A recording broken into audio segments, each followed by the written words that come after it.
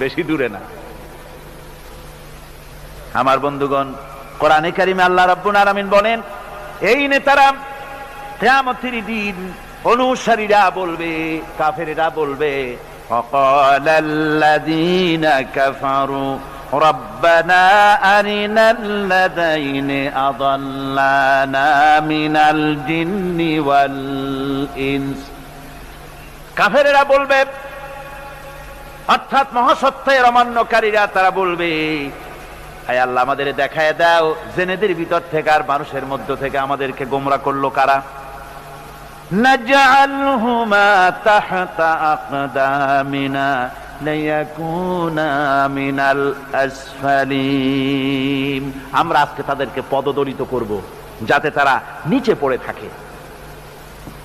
আমার ভাইয়েরা, এই জন্য আল্লাহ ভীরুদের বন্ধু এবং নেতা নির্বাচন করতে গিয়ে খবরদার ভুল করবেন না।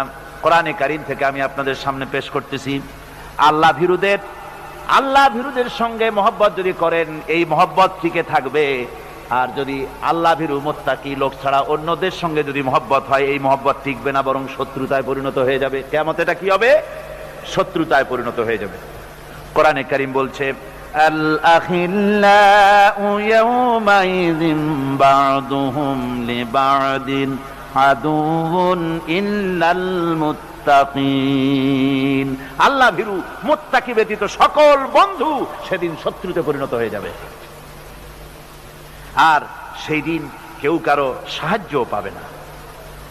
এরপরে যখন দেখবে যে নেতাও আযাব কমাইতে পারলো না, খালি শয়তানকেও গালাগালি দেওয়া হবে, নেতাদেরও গালাগালি দিয়ে টিয়া আযাবে অস্থির হয়ে গিয়ে, অসহ্য হয়ে গিয়ে তখন সবাই মিলে বলবে, নেতাও বলবে আর ওই কি কয় অনুসারীরাও বলবে, রব্বানা আখরিজনা না'মাল সালিহান গায়রাল্লাযী কুন্না না'মাল।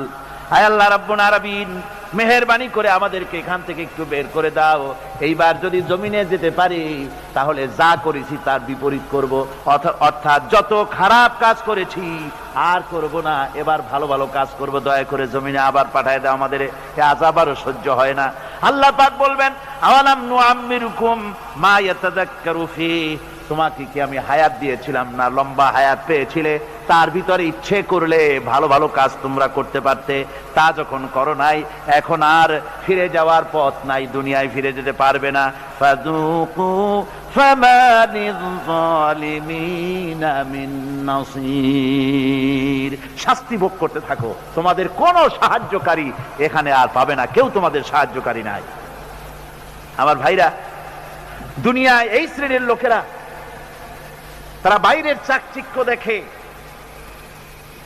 বাতিল পন্থীদেরকে নেতা মানে এবং তাদের বন্ধু হিসাবে গ্রহণ করে থাকে, আর হক পন্থীদেরকে তারা খারাপ এবং নিকৃষ্ট মনে করে, ধর্মান্ধ বলে গাইল দেয়। কি গাইল দেয়?